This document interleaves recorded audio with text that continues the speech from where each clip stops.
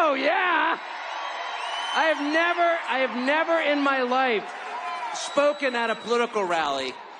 I've covered a million of them for over 30 years, and I've never spoken at one, never thought I would. And I'm so thrilled. I'm honored to be here. I really am. And I am. It's totally without shame and entirely with gratitude I'm standing here. And I can't believe I just spoke after Bobby Kennedy. So cool. So here we are at an enormous Donald Trump rally less than 2 weeks before the presidential election. I'm following Bobby Kennedy Jr., and somewhere in a half-empty Union Hall in a cold state is Dick Cheney's creepy little daughter campaigning with Kamala Harris. And I have to say, that is a thrilling trade as far as I'm concerned. I never thought I would live to see the day when Bobby Kennedy would be one of the most beloved figures in a room full of Republicans, and Mr. Burns from The Simpsons and his criminal daughter would be Democrats. It's just absolutely wonderful. So here's my perspective. I think Donald Trump's going to win, which is amazing. And that's why I'm here. I'm not here because he's going to win. I'm here because I'm so thrilled by what I've watched over the past 9 years. This is the end of a redemption arc. I've really never seen anybody treated like Donald Trump was treated, ever. Anybody, ever. Attack him. I watched this all up close. Defame him. Indict him. Arrest him. Let him get shot in the face. And he's going to win anyway. Oh.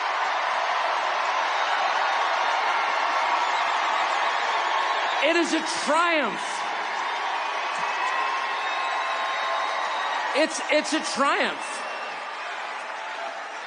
The phrase triumph of the human spirit has been turned into a cliche by the people who write movie posters, but it doesn't make it any less real. Donald Trump's victory will be a triumph of the human spirit. It will be a triumph of Americans over the machine that seeks to oppress them. It'll be a middle finger wagging in the face of the worst people in the English-speaking world who are leaders. It will be a moral victory the size of which I never thought I would live to see. And it's essential. It is so important that that happens for a couple of reasons, and here's what they are. The first is to dissolve for all time, for the world to see, the primary lie about Donald Trump, which is that only freaks and misfits like him. That's a lie. And they've been telling that lie since the second he came down that escalator 9 years ago. If you like that, there's something wrong with you. You're the only person you know who likes that. You're a freak. Be ashamed. Do not talk about Donald Trump in public. Don't wear his dangerous little red hat. And if you're in the media, how dare you speak to him? And that was a lie from day one. It was a big lie. It was January 6th is an insurrection. What? It's the kind of lie that they tell relentlessly. They punish anyone who contradicts the lie because it is so preposterous it can only be upheld through force. And in the last 3 months, we have seen that lie dissolve like the Wicked Witch of the West under a bucket of water. Look around. Is this a room full of freaks and misfits? No, it's not. This is a room full of people who love their country enough to obey its laws, who sincerely believe in its founding precepts, who pay their taxes, who go to work. The ever-shrinking percentage of Americans who work a 40-hour week, who expect nothing from the system, and who have given their lives for the system, who were born in this country and plan to die here. And they're the most mistreated group in this nation, and they're also the biggest group in this nation. They're not some weird subculture of MAGA. they're America itself. And the only people who are denying that are the freaks and the misfits, who it turns out are themselves a tiny, bizarre minority, a cult, who have controlled the rest of us through fear and aggression. And that has ended. And it has ended thanks to the heroic stand that a couple of individuals have taken, first among them Elon Musk. Elon Musk, who single-handedly saved the First Amendment to the Constitution, which, let me remind you, is not just a feature of America, it's the basis of America. It's the First Amendment for a reason. It's what separates the free from the enslaved. Slaves are not allowed to say what they think. Free men have God-given right to do so and will. And this is the only country on earth in which that is guaranteed. And without Elon Musk, it wouldn't be, because he stands alone as the owner of a media platform that is still open. There's only one, and it's X. It's foreign-born Elon Musk. And then for him to come out, and by the way, just for the record, I've taken not $1 from Elon Musk, okay? It's not a paid advertisement, it's just an observation. And this is heartfelt gratitude. And when you see the richest man on planet Earth stand up there in a T-shirt, start jumping around on stage, he's also one of the biggest federal contractors. People say, oh, he's got FU money. No, it's just the opposite. There is no such thing as FU money. The more money you have, the more vested you are. There's only FU poverty, actually, is the truth. And Elon Musk has more to lose than any living American by taking the position that he did, and he did it anyway. And so what's the message?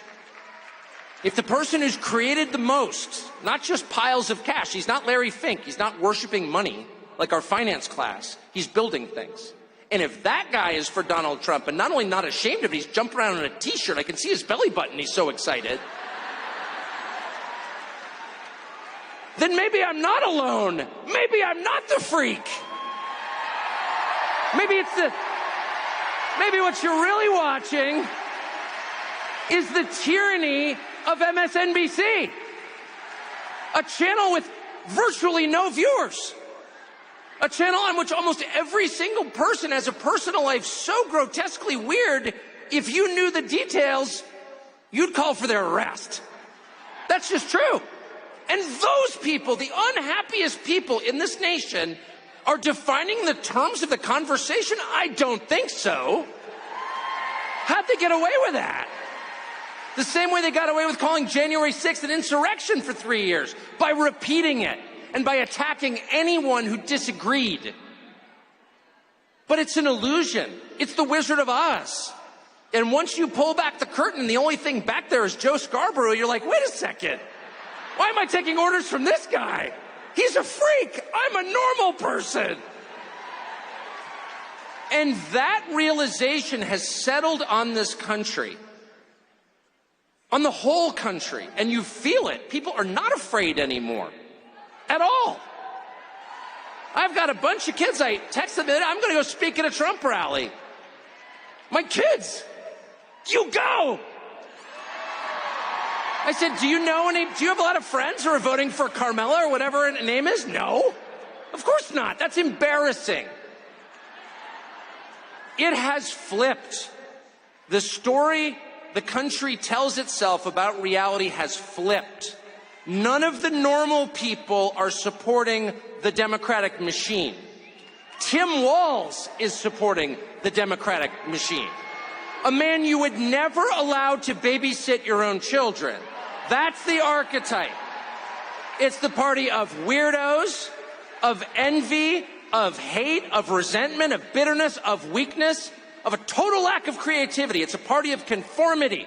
It's a party of the machine, where it doesn't matter who the candidate is because individuals are immaterial. All that matters is the collective. That's the Soviet model. And opposing them is the rest of the country, slowly waking up to the fact that these people have no moral authority whatsoever. They have no legitimacy in a democracy where the government must rule by the consent of the governed. They have no consent. And the way that they've treated this country over the past 4 years is the most shocking thing I've ever seen in 55 years.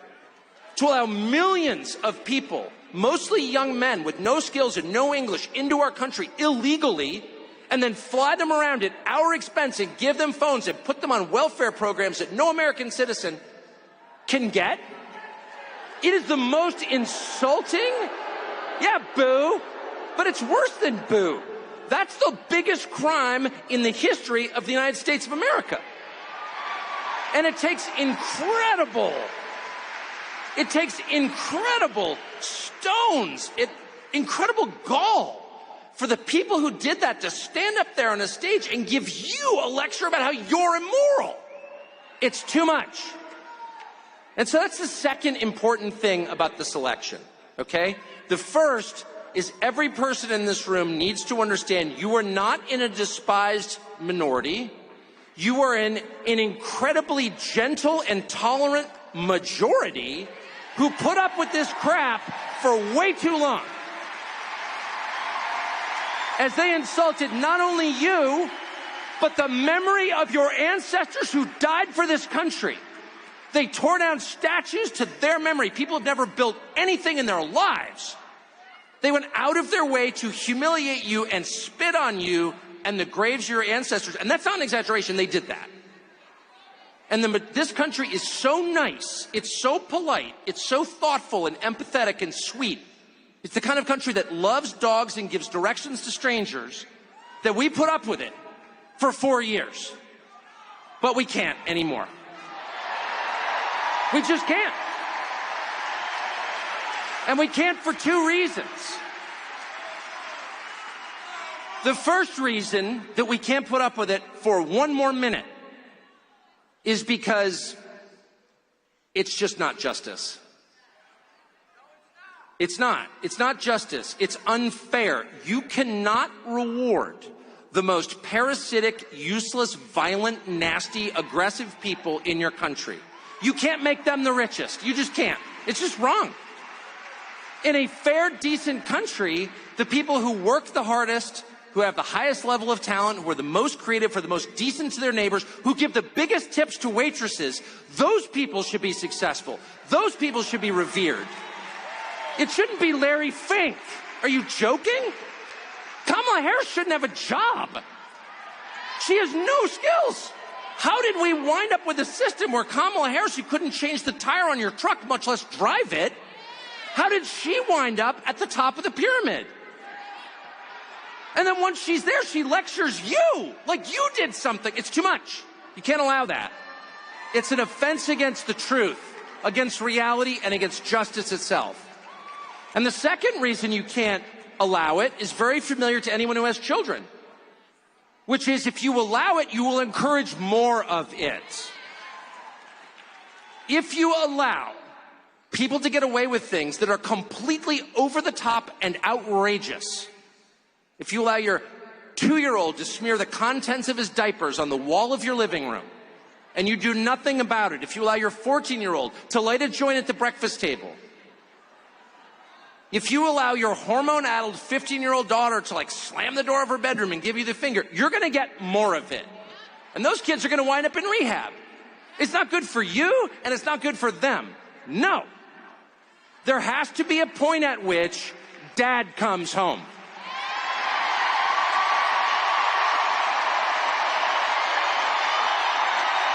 Yeah, that's right. Dad comes home. And he's pissed. Dad is pissed. He's not vengeful. He loves his children. Disobedient as they may be, he loves them. Because they're his children. They live in his house. But he's very disappointed in their behavior. And he's going to have to let them know. He's going to have to get to your room right now and think about what you did. And when dad gets home, you know what he says? You've been a bad girl. You've been a bad little girl, and you're getting a vigorous spanking right now. And no, it's not going to hurt me more than it hurts you. No, it's not. I'm not going to lie. This is going to hurt you a lot more than it hurts me. And you earned this.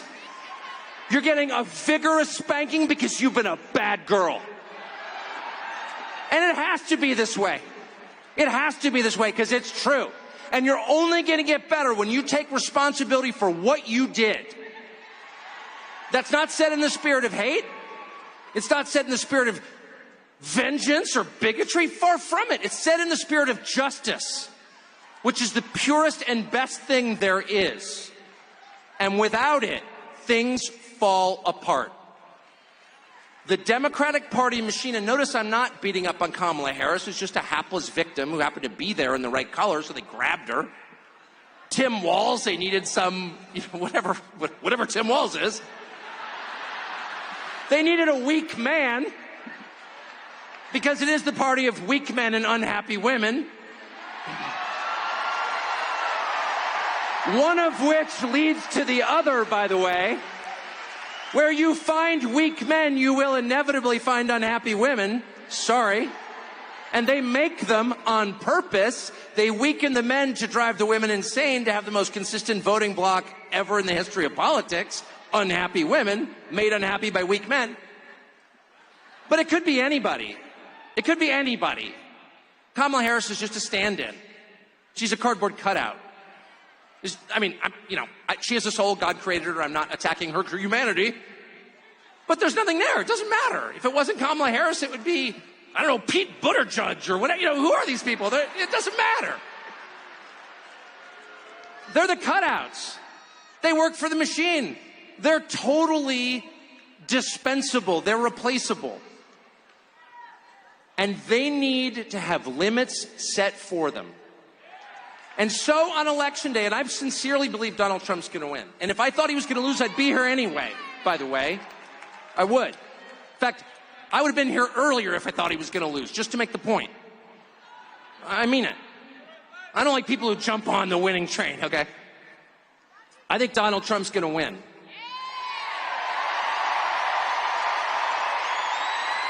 And not only do I think Donald Trump's going to win, I think that the vibe shift has been so profound. I mean, the numbers suggest he's going to win. He's ahead in all 7 battleground states. But much more important, and the early voting seems to be favoring him. But more important even than the conventional political markers is what you smell around you. And it's the return of freedom. It's the return of the country you grew up in, where you could say things like, I like that guy, and maybe you like the other person. That's fine. That was not allowed for 9 years. And it's allowed now. And I think, and it's because of what they did, by the way, they deserve this. But I think the vibe is so strong right now, I don't think we can get away with pretending something else happened. I don't think we can have another 2020 at this point. I just don't. I don't. Where they hid relevant facts from you, they prevented you from knowing about their candidate and then claimed victory. Or 37 billion votes or whatever they claim he got. That's rigging the election. Period. If the government prevents people from knowing critical information about a candidate, they have rigged the election. And they did that. Period. Oh, you're not allowed to say that. I'm not allowed to say it because it's 100% true. And every person who hears it knows it's true, including the people who did it. I don't think they can do that again. I don't. And I don't think, no matter what they pull 2 weeks from now, 13 days from now, I don't think they can get away with standing up and being like on MSNBC, no, actually, Kamala Harris is historically popular, it turns out. Woman who's never had a job, who can't even pronounce her own first name consistently. That's how false she is. Some woman who grew up in Montreal, Canada is lecturing me about America. Okay. I don't think they can do that because I don't think people are going to sit back and take it. I don't. It's enough. It's enough. That's the point at which you say, no, I'm sorry. I put up with this crap for a long time. I indulge your little fantasy. It's like when your teenage girl becomes a vegetarian, you're like, okay, that's, okay, it's fine. No, I totally understand. You're like, it's a phase. But if that phase goes on for 9 years and includes destroying your major cities and allowing your country to be invaded by millions of foreigners whose identities you don't know and whose purpose in this country is unclear, by the way, why shouldn't we feel threatened by that? If they go out of their way to crush families to make it impossible for your kids to buy a house, and getting involved in the sex lives of your children, which they are. If they do all of that, they need to lose. And at the end of all of it, when they tell you they've won, no. You can look them straight in the face and say, I'm sorry, Dad's home, and he's pissed. Thank you.